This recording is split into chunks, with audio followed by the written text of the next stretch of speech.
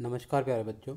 पिछली क्लास में हमने कार्बोक्सिलिक अम्ल का जनरल इंट्रोडक्शन, नोमेनक्लेचर आदि के बारे में देखा था। आज हम उनके सिंथेसिस की मेथड के बारे में बात करने वाले हैं कि कार्बोक्सिलिक अम्लों को हम कैसे, किन विधियों से बना सकते हैं लेबोरेटरीज़ के अंदर।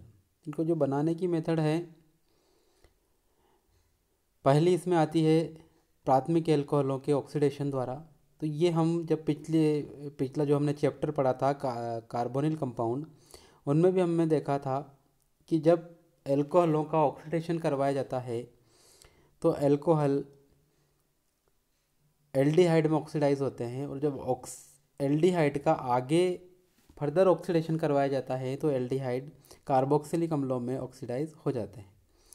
तो प्राइमरी एल्कोहल ऑक्सीडाइज होकर एल्डिहाइड और एल्डिहाइड ऑक्सीडाइज होकर कार्बोक्सिलिक एसिड बनाते हैं। ये ऑक्सीडेशन हम chromic anhydride, sodium dichromate, potassium dichromate, sodium chromate या पोटेशियम परमैंगनेट की प्रेजेंस में करवा सकते हैं।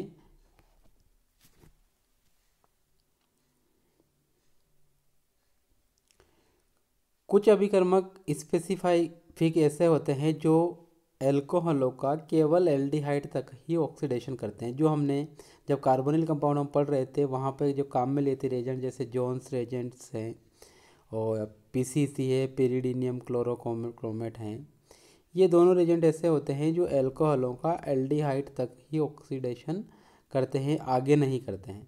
लेकिन जब एल्डिहाइड का आगे ऑक्सीडेशन करवाना होता है कार्बोक्सिलिक अम्लों में, तो हम सोडियम डाइक्रोमेट या अम्लीय MnO4 या पोटेशियम डाइक्रोमेट काम लेते हैं।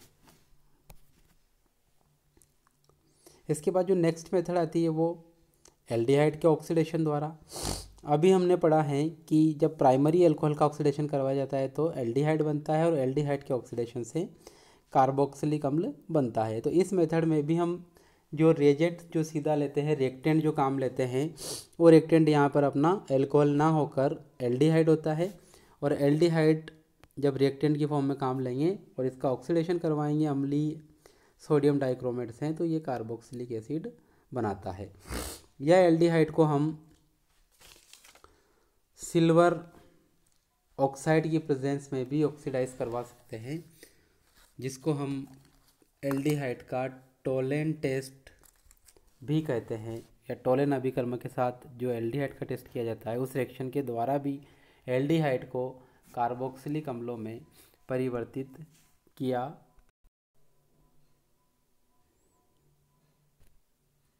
इसके बाद जो नेक्स्ट मेथड हम देखते हैं वो होती है नाइट्राइल या साइनाइडों के जल अपघटन द्वारा।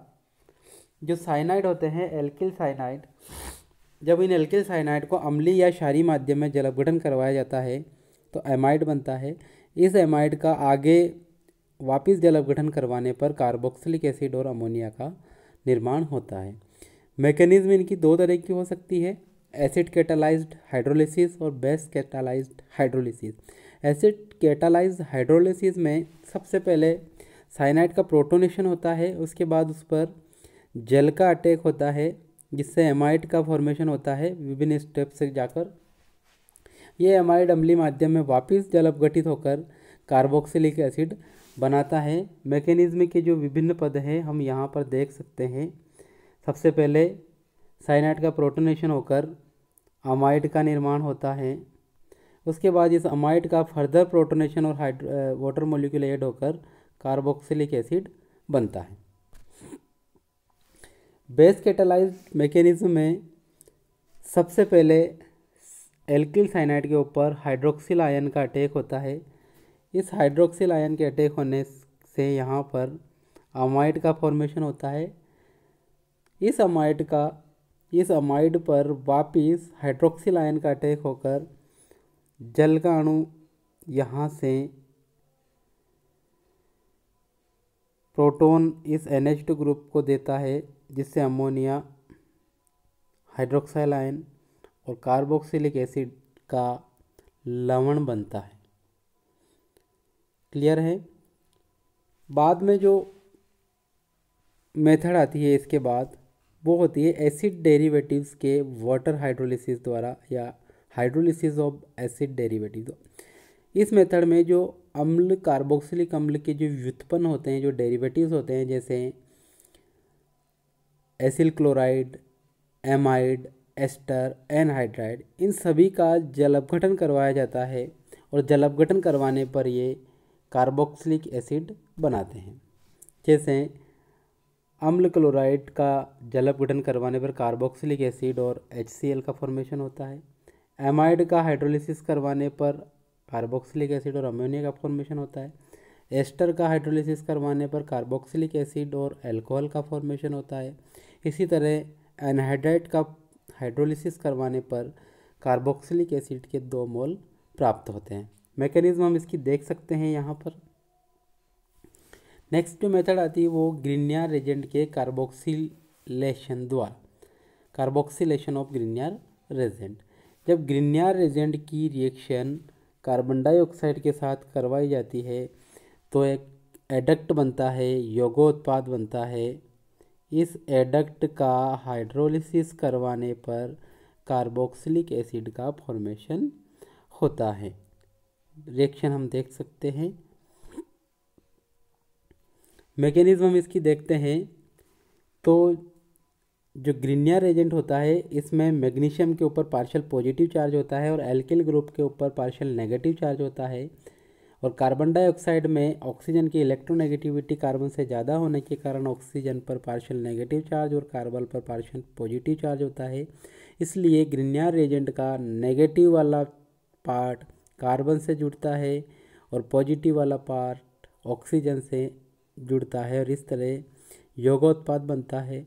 इस यौगोत्पाद का हाइड्रोलिसिस करवाने पर कार्बोक्सिलिक एसिड प्राप्त होता है। नेक्स्ट मेथड में बीटा कीटो एस्टर से हम फॉर्मेशन करते हैं। बीटा कीटो एस्टर 2 प्रकार के हो सकते हैं।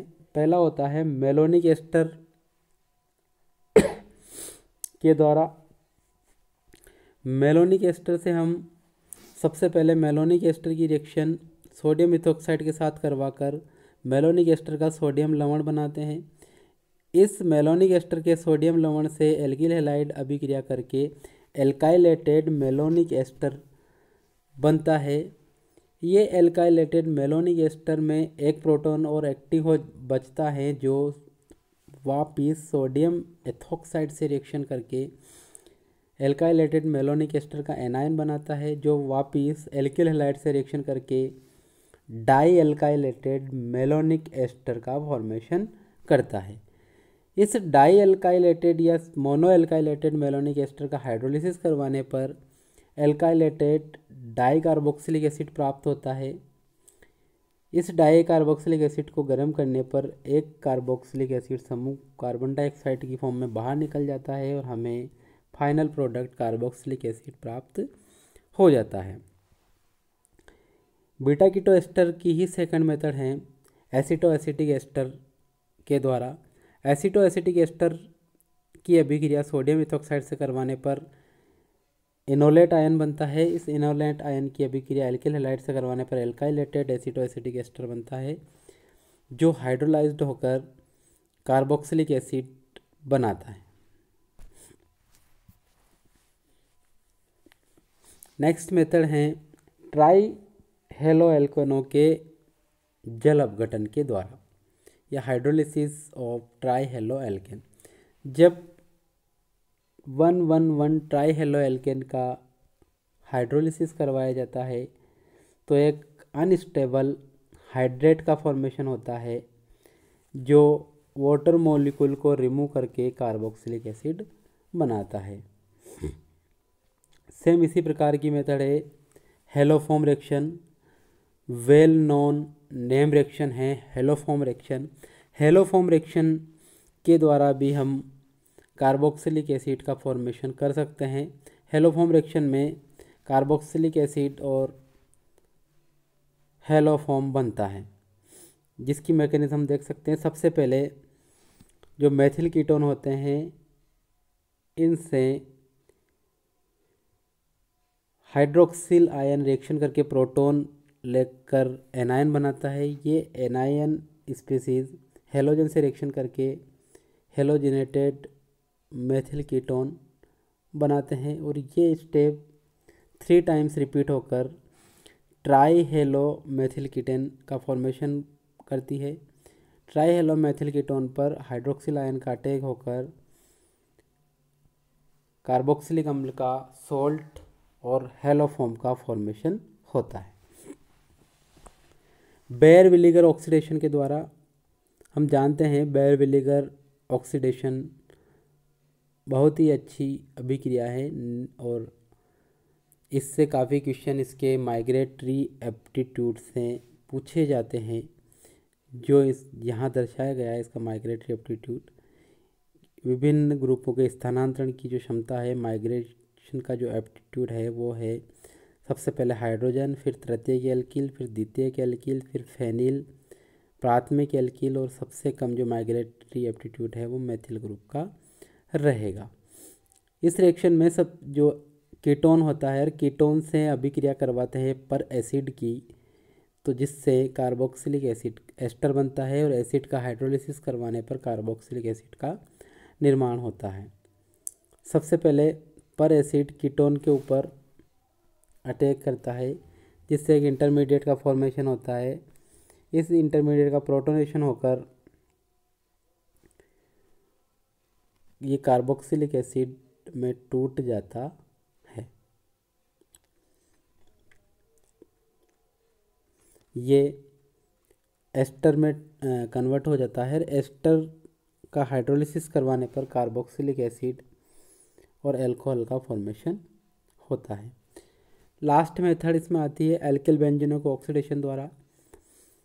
ऐसी एरोमेटिक रिंग्स या एरोमेटिक वलय जिन पर कोई एल्किल ग्रुप जुड़ा रहता है, मेथिल ग्रुप, एथिल ग्रुप, जब इनकी रिएक्शन प्रबल या स्ट्रॉन्ग ऑक्सीडाइजिंग एजेंट जैसे KMnO4 या K2Cr2O7 या Na2Cr2O7 के साथ करवाई जाती है तो एरोमेटिक रिंग से जुड़ा एल्किल समूह कार्बोक्सिलिक अम्लीय समूह में परिवर्तित हो जाता है। धन्यवाद।